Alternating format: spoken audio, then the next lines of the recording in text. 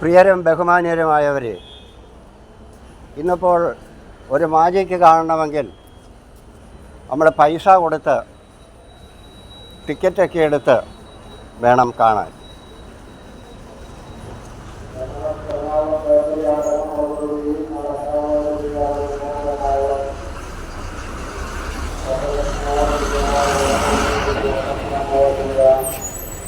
ഞാനിവിടെ ഒരു കാർഡ് കൊണ്ട് ഞാൻ പഠിച്ചിരിക്കുന്നതായ ഒരു മാജിക്ക് നിങ്ങളെ കാണിക്കാം. അത് ആർക്കും അസാധ്യമായ കാര്യമല്ല, എല്ലാവർക്കും സാധിക്കുന്ന കാര്യമാണത്. ആ മാജിക്ക് എല്ലാവർക്കും കാണിക്കാൻ പറ്റും, പക്ഷേ അല്പം ശ്രദ്ധ വേണമെന്ന് മാത്രം. ഇതാണ് മാജിക്കിൻ്റെ ട്രിക്ക് എന്ന് പറയുന്നത്. ഇപ്പോൾ ഞാൻ നിങ്ങളോട് പറയുവാൻ ആഗ്രഹിക്കുന്നത്, മാജിക്ക് നമുക്ക് കണ്ടെന്നാൽ കുറച്ച് കഴിയുമ്പോൾ അത് നമ്മുടെ മനസ്സിൽ നിന്ന് മാറിപ്പോകും, അല്ലെങ്കിൽ നമ്മുടെ ഓർമ്മയിൽ നിന്ന് അതൊക്കെ വിട്ടുപോകും. എന്നാൽ നാം ഒരിക്കലും മറന്നു പോകാൻ കഴിയാത്തതും നമ്മുടെ ജീവിതത്തിൽ നാം ഉപേക്ഷിച്ച് കളയാൻ പാടില്ലാത്തതുമായ പലതുമുണ്ട്. അതിൽ ഏറ്റവും പ്രാധാന്യമേറിയതാണ് ദൈവത്തിൻ്റെ മാറ്റമില്ലാത്ത വചനം എന്ന് പറയുന്നത്. ഈ പിറവം പ്രൈവറ്റ് ബസ് സ്റ്റാൻഡിൻ്റെ ഈ അരികിൽ നിന്നുകൊണ്ട് വളരെ ചുരുക്കമായിട്ടുള്ള നിങ്ങളോട് ഒരു 2-3 മിനിറ്റ് സമയം മാത്രം ദൈവത്തിൻ്റെ മാറ്റമില്ലാത്ത വചനത്തെ പറയുകയും ഞാൻ അടുത്ത സ്ഥലത്തേക്ക് കടന്നു പോവുകയും ചെയ്യും.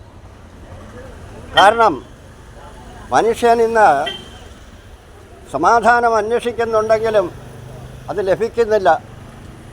വളരെ വേണ്ടപ്പെട്ടവർ സ്നേഹിക്കണമെന്ന് നാം ആഗ്രഹിക്കുന്നുവെങ്കിലും നമുക്ക് ആ സ്നേഹം അവരിൽ നിന്ന് ലഭിക്കുന്നില്ല.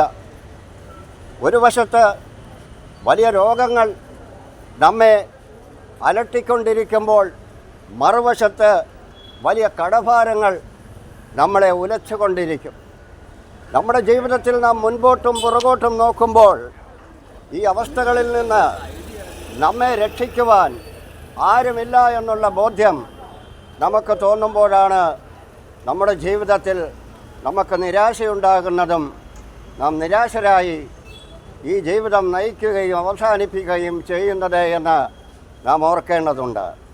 എന്നാൽ ഞാനിവിടെ പറയട്ടെ, പ്രിയമുള്ളവർ, നാം ദൈവത്തിൽ ആശ്രയിക്കുന്നുവെങ്കിൽ തീർച്ചയായും ദൈവം നമ്മുടെ മാനസികമായ സംഘർഷങ്ങളെയും നമ്മുടെ ജീവിതത്തിൽ നാം നേരിട്ട് കൊണ്ടിരിക്കുന്നതായ പ്രതികൂലങ്ങളെയുമൊക്കെ അതിജീവിക്കുവാൻ 2000 വർഷങ്ങൾക്ക് മുൻപ് കാൽവരിയിൽ ക്രൂശിക്കപ്പെട്ട യേശുക്രിസ്തുവിനെ രക്ഷകനും കർത്താവുമായി സ്വീകരിച്ച ഒരു വ്യക്തിക്ക് ഏത് പ്രതികൂല സാഹചര്യങ്ങൾ അവൻ്റെ ജീവിതത്തിൽ വന്നാലും അവനതിനെ തരണം ചെയ്യുവാൻ യാതൊരു ബുദ്ധിമുട്ടുമില്ല, ഒരു പ്രയാസവുമില്ല എന്ന് തിരുവെഴുത്ത് പറയുന്നു.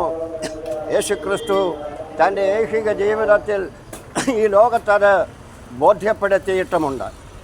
കാരണം നാം ഇവിടം കൊണ്ട് അവസാനിക്കുന്നില്ല നമ്മുടെ ജീവിതം. അതാണ് നാം ഏറ്റവും പ്രാധാന്യമായി അറിയേണ്ടത്. നമ്മുടെ ഈ ജഡം മാത്രമാണ് ഇവിടെ അവസാനിച്ചു പോകുന്നത്.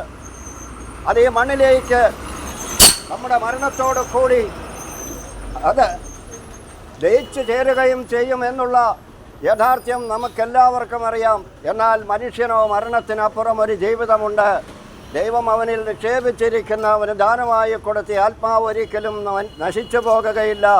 പ്രിയമുള്ളവർ, അത് അവസാനമില്ലാത്തത് ആയി ദൈവത്തെ പോലെ തന്നെ എന്നേക്കും നിലനിൽക്കുന്നതാണ്. എന്നാൽ ഈ ആത്മാവോ ദൈവത്തിൻ്റെ സന്നിധിയിലെത്തുമ്പോൾ ദൈവത്തെ അറിയായികയാൽ നമ്മൾ ഒരിക്കലും ദൈവത്തിൻ്റെ ന്യായവിസ്താര സഭയുടെ മുൻപിൽ നാം നിൽക്കുവാൻ പാടുള്ളവരല്ല.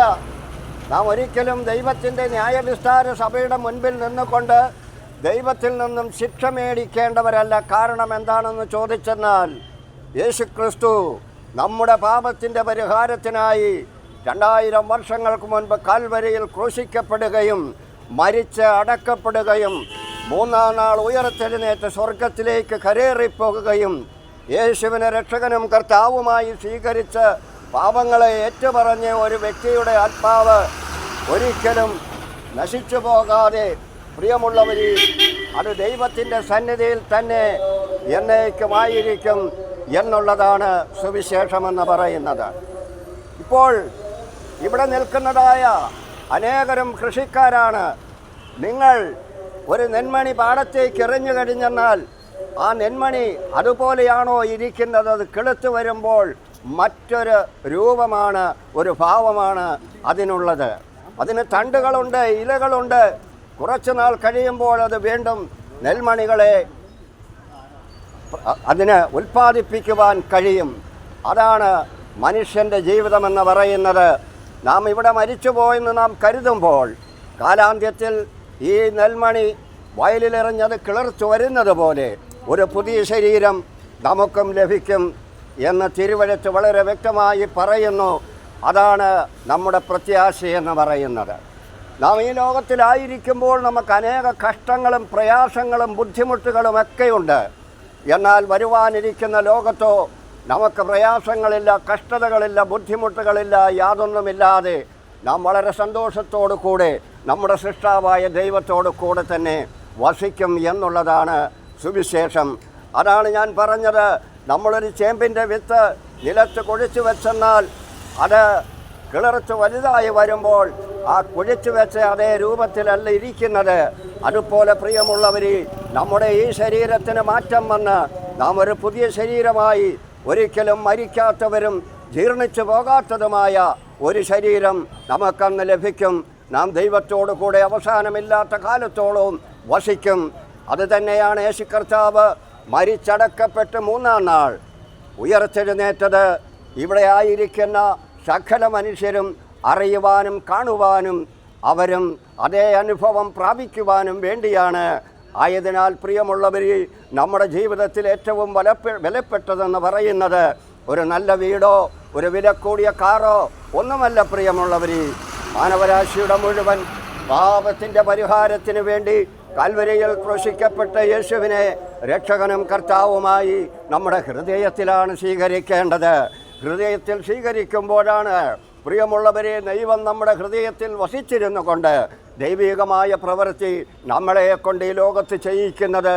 അപ്പോഴാണ് മറ്റുള്ളവർക്കും ജീവനുള്ള ദൈവത്തെ തിരിച്ചറിയുവാൻ കഴിയുന്നതും ആ ദൈവം അനുഗ്രഹിക്കുക മാത്രമാണ് ചെയ്യുന്നത്. അതിനുവേണ്ടി ദൈവം നമ്മെ ക്ഷണിക്കുന്നു.